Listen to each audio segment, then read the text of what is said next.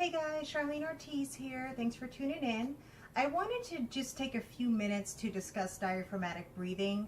In my last video, I promised you that I would go over diaphragmatic breathing at the end of the video, and I completely forgot. So I just want to make sure I did take a moment to show that to you since I said I would. Unfortunately, none of my videos are scripted. Maybe they should be, but I forget things sometimes. And so anyway, I did want to take the time to show it to you guys right now so that way you can practice it. And because it's also an incredibly important concept for you to understand, especially early on as you're getting, into your workouts and you're beginning an exercise program, because it really does provide a lot of benefit.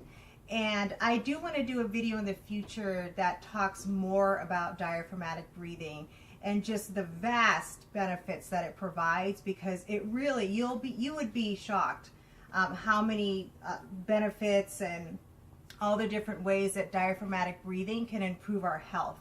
And so, but one thing that it does do, it does help to release serotonin, and serotonin is a neurotransmitter that just relaxes you and helps you feel better.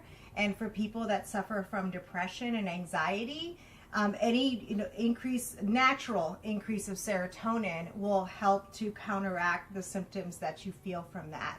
And so, but again, there's so many other benefits. And real quick, I just want to explain what the diaphragm is. I'm sure you guys have heard of it before, but it's located in between your chest or your thoracic cavity and the abdominal area, which is the abdominal cavity. And it's just a muscle that's located in between there.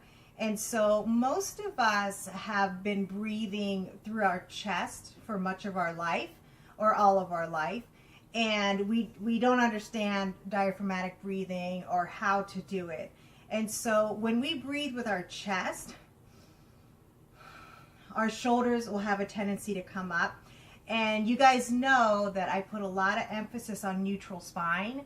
And so that's why this is so essential to understand this concept, because again, if you're breathing through your chest and not your diaphragm, which is where we're naturally supposed to breathe from, then it will take you out of neutral spine. And so again, that's why it's such an important foundational concept for you to understand. So, and it's real easy to do, and you just got to practice. So let's go ahead and lay down, and I'm going to demonstrate how to perform diaphragmatic breathing. So when it comes to diaphragmatic breathing, you just want to make sure that the movement is staying isolated in the belly and only the belly. And so whenever you breathe in, your chest expands because it fills with air, and your belly button or your belly will come up. When you breathe out, your belly will naturally go down. And another reason why diaphragmatic breathing is so important is because when I'm often instructing my clients, I will tell them to accentuate the contraction of their transverse when they exhale, to kind of really make the contraction stronger. And if you don't understand that concept of diaphragmatic breathing, it's going to be hard for you to know what to do or what it is I'm asking for. And so let's just do it for a few seconds so you can see what it's supposed to look like and how I want you to practice it at home. So I have my hand on my belly, and I'm going to breathe in and out, in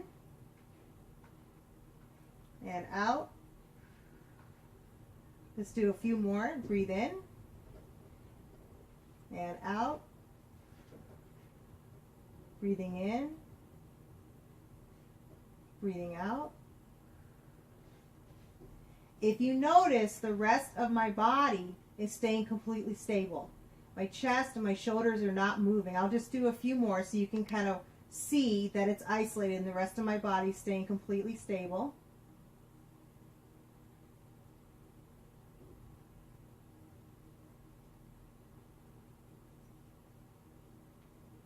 Just like that. Okay, so sorry about my cat, guys. So anyway, that's how simple it is. It's very, very easily done. And like anything else, it takes practice. And so even though it seems incredibly simple, surprisingly enough, it can actually be very difficult to understand this concept neurologically. And that's probably a common theme that you're noticing, is that a lot of the stuff that I am teaching you are actually quite subtle and very simple movements, but neurologically, a lot of times people have a difficult time catching on to the concept and how to actually perform it properly. And again, we like to use other parts of our body when we're doing certain movements that we're not supposed to be using.